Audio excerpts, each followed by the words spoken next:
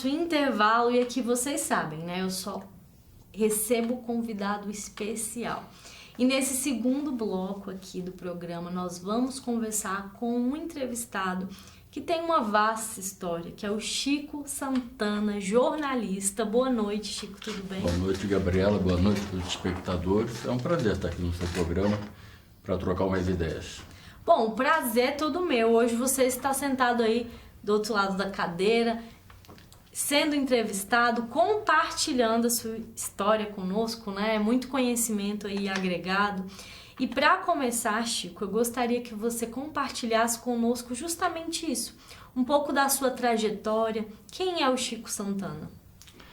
Bom, eu costumo dizer que Chico Santana é um carioca criado no Cerrado, né? Eu nasci no Rio de Janeiro, aos 6 meses de idade. Meu pai foi um dos primeiros engenheiros que chegou aqui em Brasília. E nós viemos para cá, era todo mato, tudo cerrado. E eu fui criado aqui de bebê até o dia de hoje. Eu costumo até brincar que eu digo que Brasília é minha irmã caçula, porque eu sou 2 anos mais velho do que ela e ela foi crescendo comigo. A gente juntinho os dois.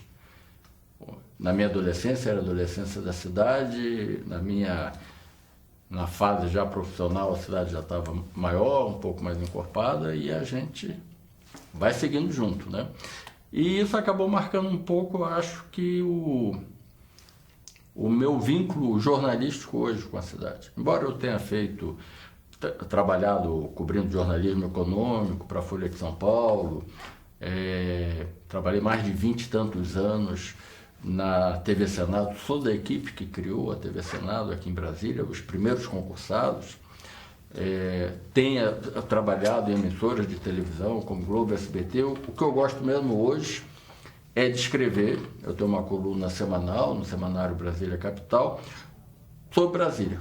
Sim. Eu acho que a nossa imprensa fica muito olhando para a esplanada dos ministérios e pouco para o lado de cá, para o lado oposto.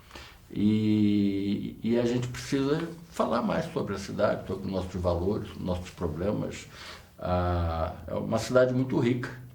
E, infelizmente, apesar de a gente ter grandes veículos de comunicação hoje em Brasília, o cotidiano da cidade, eu acho que a cobertura não é boa, né? Cobre-se muito o poder, né? O que o Palácio Buriti está fazendo, o que o secretário tal está fazendo, Mas, assim, a vida do cidadão, né, é pouco investido nisso. A gente sabe que tem problemas hoje em dia os grandes veículos de comunicação têm problemas de finanças para ter equipes maiores, para ter mais repórter na rua, mais cinegrafista, mais fotógrafos. Sim. Mas a cidade precisa, porque uma vez eu fiz até um cálculo. Nós temos aproximadamente, nessa época eu fiz o cálculo, hoje pode ser outra realidade ainda até mais forte, nós temos um jornalista formado na cidade para cada 500 habitantes. Ou seja, dava para cada quadra, cada superquadra, ter um seu jornalzinho, Exato. Ter uma comunicação comunitária, mas o mercado editorial, ele ao contrário de se desenvolver, ele veio enxugando. Pega uma cidade como Cuiabá, por exemplo. Tem 3 revistas semanais fortes, locais. Sim. Nós não temos nenhuma revista impressa, né? Buscou-se uma imprensa comunitária nos blogs, na própria TV comunitária, onde também a gente vem fazendo um trabalho lá com Paulo Miranda e com Orlando Pontes, né, tentando discutir a política local de Brasília, o que cada candidato quer, e todos os candidatos. Nós recebemos lá do candidato ao GDF do PSTU, que é o professor Robson, ao candidato do PSD ao Senado, que é o empresário Paulo Otávio. Sim, sim. Né? Recebemos da Queca Bagno do PSOL, a Paula Belmonte do Cidadania. Então, assim, a gente faz um debate, busca fazer um debate profundo, para que o próprio morador de Brasília saiba o que representa cada um que está se apresentando. Porque senão depois vem a eleição, vota em qualquer um, vota pela propaganda e no dia seguinte está reclamando que não era bem aquilo que ele queria. Exato.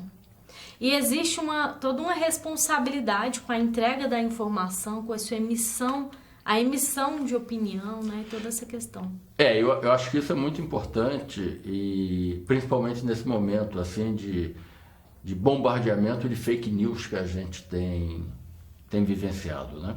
As novas tecnologias, as redes sociais, elas permitiram uma coisa muito interessante, que é o cidadão se expressar ele mesmo. Sim. Né? Ele pega um celular e faz uma reportagem na rua e bota no ar na mesma hora. Né? Uhum. Faz o seu blog, faz a publicação. Mas se nós não tivermos as preocupações, vamos chamar assim, as rotinas de apuração que um jornalista aprende a executar, essa informação ela pode estar viciada. Não é porque o jornalista ele é obrigado a ouvir os dois lados da moeda. Sim. Ele é obrigado a apurar se um número que foi dado está correto ou não, se não é um chutômetro, se não estão inventando coisa. E hoje o que a gente vê, às vezes não é nem por motivo de querer provocar uma fake news, é talvez mais o afã de ser o primeiro a colocar uma informação circulando. As pessoas dizem qualquer coisa, fazem qualquer tipo de comentário ou de informação sem ter uma profundidade maior daquilo que está falando. Olha só, sim. E nós temos, infelizmente, um quadro ruim, porque se de um lado você tem uma imprensa tradicional, seja no rádio, na TV ou no jornal, que busca trazer essa informação apurada, eticamente produzida, ouvindo os dois lados, de outro você tem uma massa de emissores de informação sem qualquer tipo de compromisso, que você não sabe nem quem é que está divulgando aquilo. Exato. Né? A imprensa tradicional, você é advogado, você sabe disso, ela tem inclusive obrigações de se identificar ao leitor, ao espectador, ao ouvinte. Né? Ela tem que formar até seu endereço físico, porque se o ouvinte não gostar do que foi colocado e não tiver respostas pelos canais hoje, de um WhatsApp, de uma página na internet, ele pode ir fisicamente naquele local reclamar. Exato. Essa imensidão de coisa que está saindo nas redes sociais hoje, você não sabe nem de onde é que vem. Tem algumas que dizem que vem da Rússia, que vem da China, que vem dos Estados Unidos, que vem da Alemanha. A informação tem um poder muito grande de persuasão e de formação de opinião pública. É importante que o jornalista tenha essa consciência, que ele tem que pensar bem na informação que ele está emitindo, porque é muito bom ele provocar no indivíduo que na outra pessoa ele que está recebendo, no leitor, no ouvinte, aquela pulga atrás da orelha. É importante ele levantar. Sim, ele tem que trazer esses dados. E antigamente a gente costumava, eu tive a oportunidade de lecionar tanto no CEUB, quanto no IES, quanto na UNB. Antigamente o que a gente falava pro aluno, o esquema da comunicação era um emissor, a mensagem que era codificada e o receptor que decodificava aquilo. E acabava aí. Esse era o elemento. Hoje já não é mais isso. Hoje o receptor é emissor de informação, é ele quem codifica. Você vê muita coisa quando você liga um telejornal, quanta coisa de conteúdo que vai ao ar que não é feita por vídeos que são colocados nas redes sociais, no Instagram, é um incêndio, é um atropelamento, até por câmera de segurança. Exato. Né? Hoje até por câmera de segurança. Não faz muito tempo, houve um grande acidente em São Paulo, numa obra do metrô, de um buracão que caiu, engoliu o caminhão, morreu gente e tal. Os jornais, os grandes jornais, levaram mais de hora para poder chegar ao local. Nesse período de deslocamento, As plataformas de internet desses jornais e dessas emissoras de televisão trabalhou com o quê? Com material do cidadão que estava sendo colocado ali. Em tempo real. Em tempo real, ou mesmo quase real, né? Porque às vezes, nessas horas hoje, se lá atrás, nos anos 70, nos anos 80, você tinha um profissional que a gente chamava de rádio escuta, que era a pessoa que passava o dia inteiro monitorando as emissoras de rádio para ver se alguma coisa tinha acontecido, porque o rádio era o primeiro a chegar. Hoje são as redes sociais o primeiro a chegar. E você tem equipes nos grandes veículos de comunicação que ficam monitorando Instagram, WhatsApp, Facebook, TikTok, porque às vezes a informação está ali. Quantas entrevistas do presidente da República dada na saída do Palácio da Alvorada, a gravação que está ali não é a gravação de um popular. Exato. Agora, a imprensa, ela pega isso e trata voltando com uma técnica, né? E uma palavra, seja do presidente, ou seja do prefeito de uma cidadezinha, ou seja de quem quer que seja, ela é checada. Sim. E a informação que vem dos produtores avulsos que estão na sociedade hoje não tem essa checagem. A declaração de uma personalidade vira notícia para essas pessoas. E o sucesso dessa notícia vai ser quantas vezes você consegue compartilhar aquilo, quantos cliques vai ter ou quantas construções vão ter ali.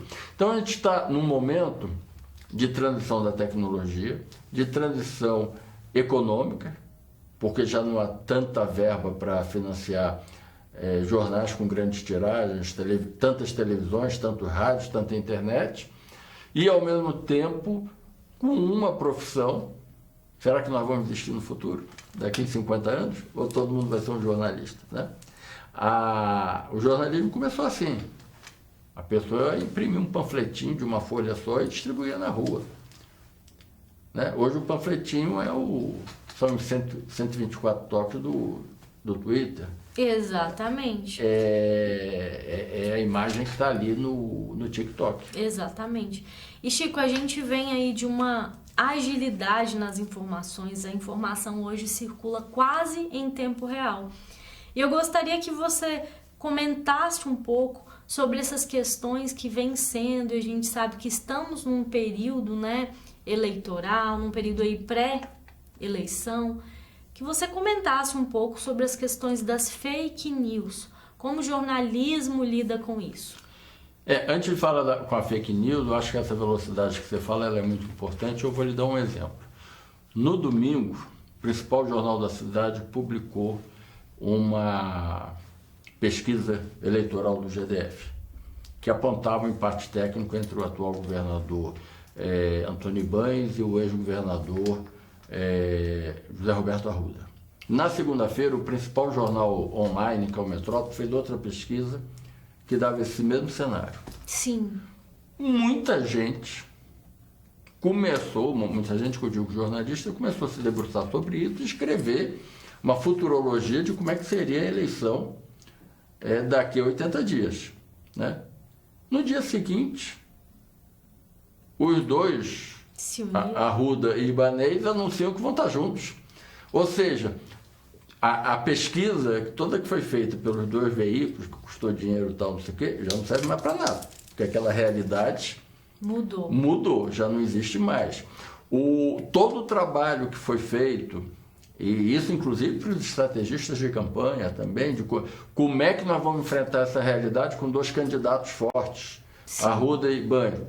Também, 24 horas depois, joga tudo no lixo porque não precisa mais. Né? Exato. Então, nesse ponto, você tem uma responsabilidade editorial, jornalística, importante.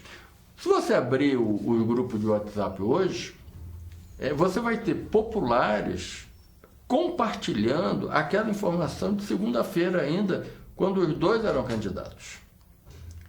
Né? E tem muita gente, você vai dizer, hoje todo mundo é informado. Não, não é. Nem todo mundo lê jornal, nem todo mundo escuta rádio, nem todo mundo vê televisão, mas quase todo mundo recebe o WhatsApp. E se eu recebo o WhatsApp, mesmo de uma notícia verdadeira, mas que era verdadeira há 3 dias atrás e hoje já não é mais, Sim. e eu já estou desinformado. Então, esse é um tipo de fake news, que é a notícia que envelheceu e perdeu a sua, vamos dizer, eficiência, a sua veracidade. Sim. Não que ela tenha sido produzida de má fé. Mas você também tem as produções de má fé. Você tem uma quantidade de vídeos circulando em que áudios são montados, né? Em que imagens são montadas, em que você pega a cara de um personagem político e faz uma edição no Photoshop e ela aparece em outra situação, né? E se já é difícil para nós profissionais de imprensa perceber que ali tem é gozado que a palavra trucagem, que é a palavra técnica, lembra truque, né? Isso. Então, que alguém fez um truque por meio de uma trucagem, fez uma montagem, falseou uma informação, isso sem falar nos textos, né? Sem falar nos textos. Você começa a gerar um comportamento, uma consciência que é coletiva. Tem um negócio, os grandes pesquisadores de comunicação, lá nos anos 80, identificaram uma coisa chamada agendamento, em inglês agenda setting. Sim. Né? A imprensa, de tanto falar sobre um tema, ela faz na cabeça das pessoas que as pessoas também passem a falar daquele tema. Se caiu um avião agora no meio da esplanada dos ministérios, e a imprensa vai divulgar isso, todo mundo vai falar desse avião que caiu ali, né? E se nessa notícia do avião falar que existe uma falha no controle aéreo e por isso o avião caiu, tal, não sei o quê, essa avaliação começa a ser também aprendida pelo cidadão comum, que ele não entende controle de voo. Se alguém falou que o avião caiu porque teve falha técnica, teve falha técnica. Exato. Isso também acontece na política. Igualzinho. Então, se a gente recebe uma informação, essa informação é muito massificada e tem argumentos não verdadeiros, esses argumentos começam a ser absorvidos, tanto de um lado quanto do outro, né?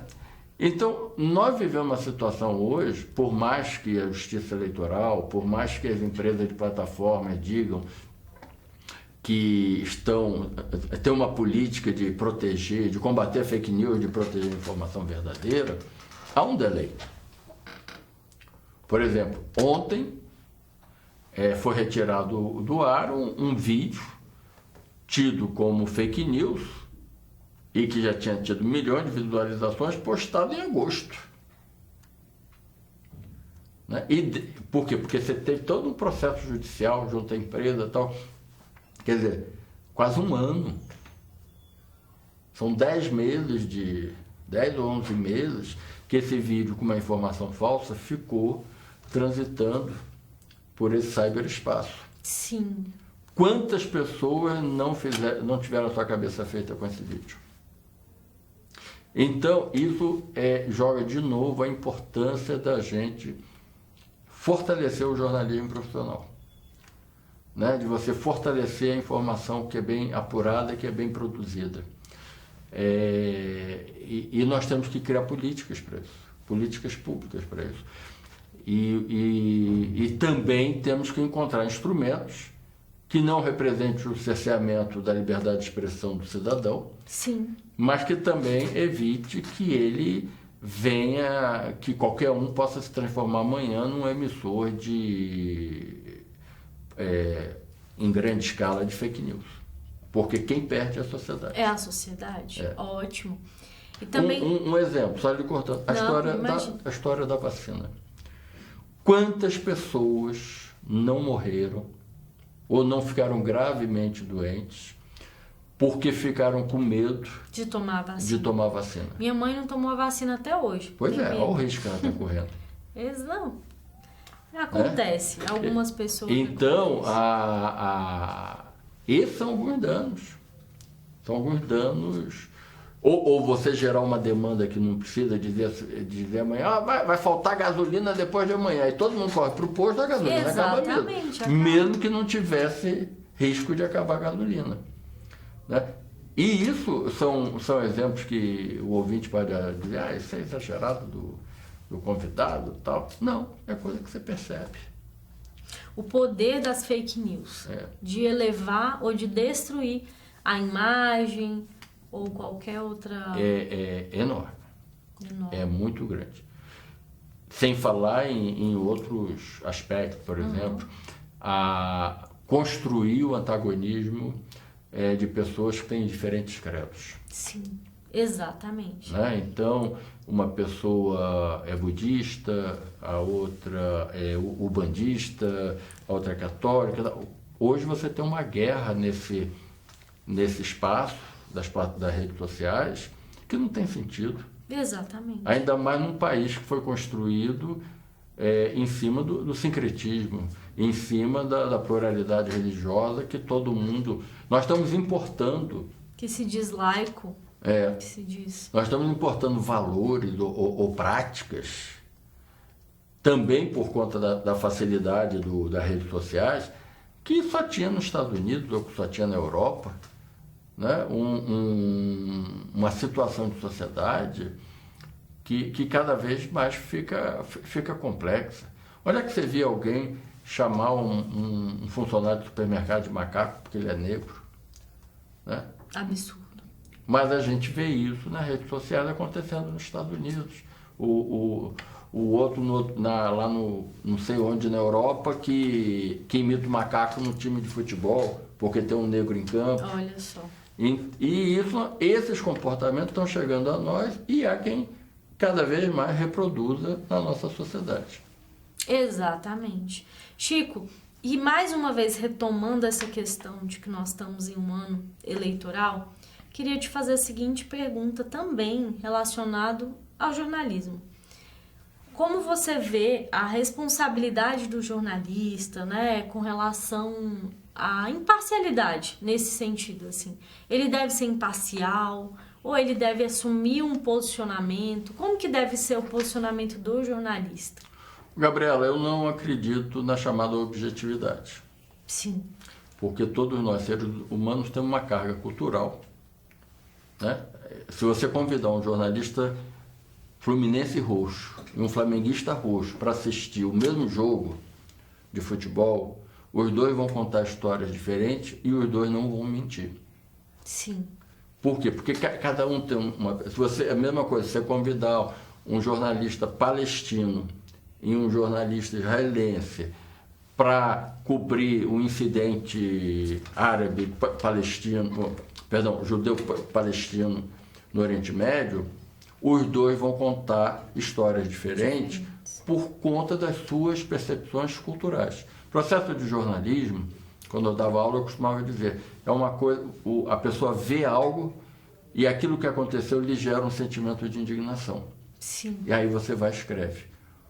Ou uma indignação no sentido, vamos dizer, um deslumbre positivo. Nossa, aquilo é tão bom que eu vou escrever. Sim. Né? Então é o seguinte, desde que o Brasil voltou a ter eleição, eu cobri todas as campanhas, de 89 para cá. E eu já vi centenas de regras de cobertura, algumas fixadas pelo Tribunal Eleitoral, outras fixadas internamente pelas empresas. Cercear, deixar a cobertura sem uma análise, não é a saída. Houve uma época que a gente só podia dar agenda. Dizer, o candidato A visitou o supermercado, o candidato B viajou para o Nordeste, o candidato C foi para o Rio Grande do Sul, e parava aí. Por aí. Uhum. Não falava mais nada do que isso. Então isso, a imprensa ela é uma prestadora de serviço, e isso não é prestar serviço. Eu quero saber o que a proposta do candidato A vai resultar na minha vida no dia a dia. O que a do B vai resultar. E esse papel a imprensa tem que fazer e não pode ser tolhido. De exprimir toda a informação. Todos os candidatos, seja ele a presidente da República, ou a governador, ou a prefeito, são obrigados a registrar um programa de governo detalhado na Justiça Eleitoral. Cabe à imprensa ir lá ver a proposta que cada um está trazendo. Inclusive para cobrir como é que se diz? Cobrar depois. Exatamente. O cara prometeu construir 10 hospitais, não construiu nenhum, cadê? Né? Melhorar o ensino piorou. Então, essas coisas têm que ser ditas. E tem que ser mostrado também as trajetórias das pessoas. Se a pessoa andou sempre com um lado do mundo político e hoje está do outro lado, o que representa isso? Por que mudou tanto assim? Exato. Por que antes ele chutava a bola para um lado e agora só chuta para o outro? Né? Mudou a pessoa? Ou é mais interessante ele vestir uma camisa diferente hoje? Então, acho que essas coisas todas cabe, não só aos jornalistas, aos cientistas políticos, Sim. Aos sociólogos, mesmo juristas, está analisando isso. E trazer isso ao ouvinte, que muitas Sim, vezes... e como a gente costuma falar, deglutível, né? Que a pessoa entenda. Dificilmente a pessoa vai entrar lá nos registros do TSE para verificar as propostas. E se entrar pode não entender. Mas ela vai ler um jornal escrito ali, ou vai assistir um programa, vai ouvir a rádio e vai internalizar aquilo Exatamente. que estão falando. E aí esse papel de programas como o seu, como a TV União, é muito importante. Porque as grandes emissoras, as 3, 4 maiores, elas se fecharam ao debate. Elas se fecharam ao programa de análise. Isso você encontra muito ou na TV paga, né?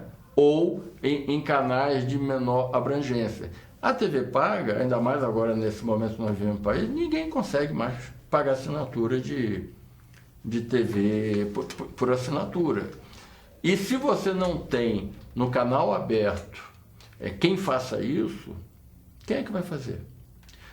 Considerando, inclusive, que no circuito das rádios, muitas rádios estão na propriedade, estão nas mãos, no controle editorial de forças políticas. Exatamente. Então, e hoje muitos blogs também estão assim, né?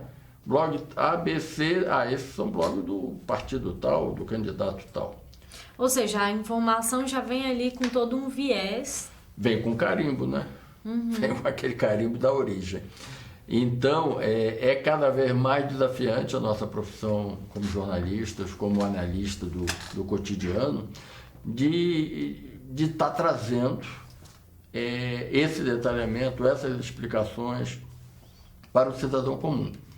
Quando eu trabalhava em televisão, a gente costumava dizer que tem que falar de tal forma que o seu João e a dona Maria entendam, né? Que a política vai bater lá no preço do pãozinho que ela compra na padaria, no quilo do arroz, no preço da gasolina, e que não é feio falar de política, que isso é outra coisa. Exatamente. Né? O que você pontuou é muito importante, porque muitas vezes a senhorinha ou o cidadão que está na sua casa, ele não vai entender sobre economia, mas ele vai saber que o arroz aumentou. Sim.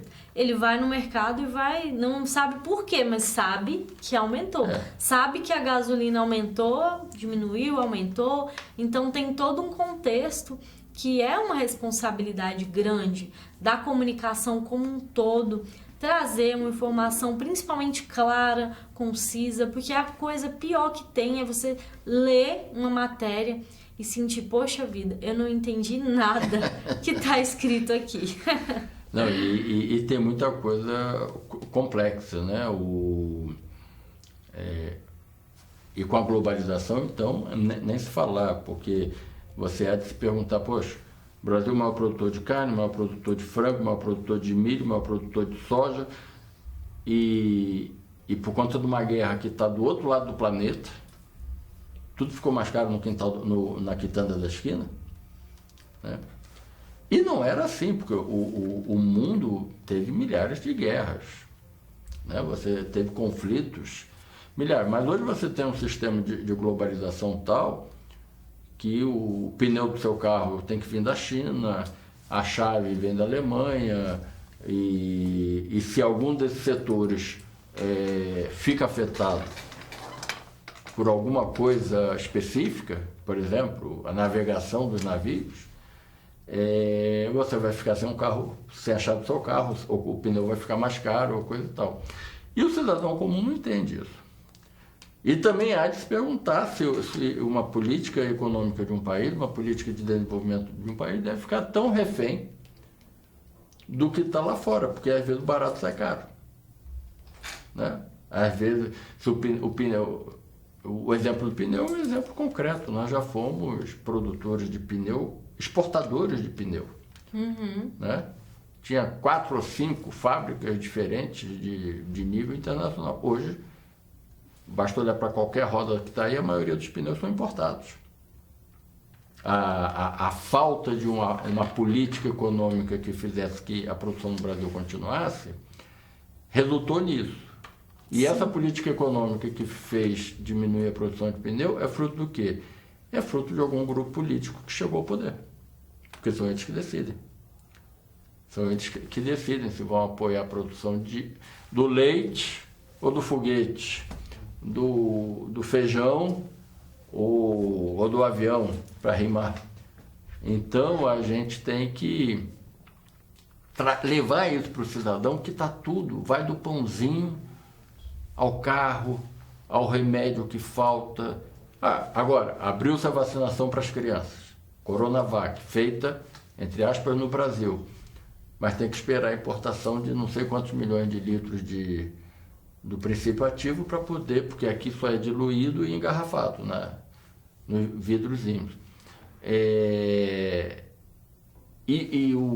A mãe da criança lá de 3, 4, 5 anos não entende. Pô, vocês já autorizaram, por que não tem vacina no centro de saúde? Sim. Né? E isso cabe a nós estar explicando isso. Cabe fazer quase uma tradução ali do cotidiano. Vai na fonte da informação, vai na fonte, na verdade, do fato, não é nem da informação.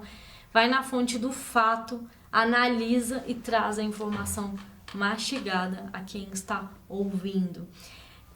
Chico, nós estamos caminhando para o final dessa entrevista. Foi muito rápido o bate-papo, muito conhecimento aqui agregado. Mas eu gostaria que você deixasse um recado final para quem está em casa.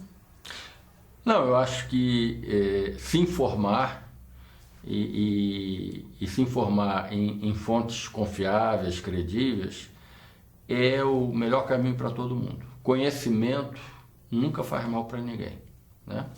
E eu queria agradecer o seu convite de estar aqui no seu programa. É uma oportunidade muito bacana, porque jornalista fala para muita gente, mas pouca gente fala sobre jornalismo, né? Sim. E essa é uma oportunidade ímpar que a TV União está abrindo, que você está abrindo, e eu agradeço então a audiência de todos, espero que tenham gostado.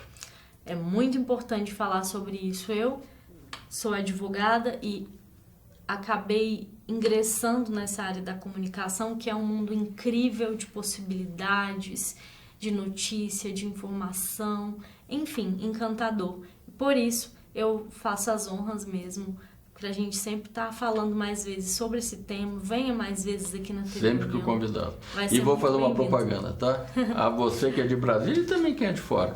Acompanhe o nosso blog Brasília pro Chico Santana. Tem Instagram, tem o... Tem, @Chico Santana, o Chico Santana com 2 N's, A, 2 N's, A. No Twitter, no Instagram, no Facebook e o próprio blog. Perfeito. Eu já acompanho, mas quem está em casa vai acompanhar também. Muito obrigada, Chico. Prazer foi todo meu. Imagina, é meu. E você que está em casa, nós chegamos ao final do programa de hoje. Voltamos na próxima segunda-feira com muito mais. Quero agradecer a todos os telespectadores, aos bastidores que estão colaborando para que esse trabalho chegue até a sua residência. E até a próxima segunda-feira.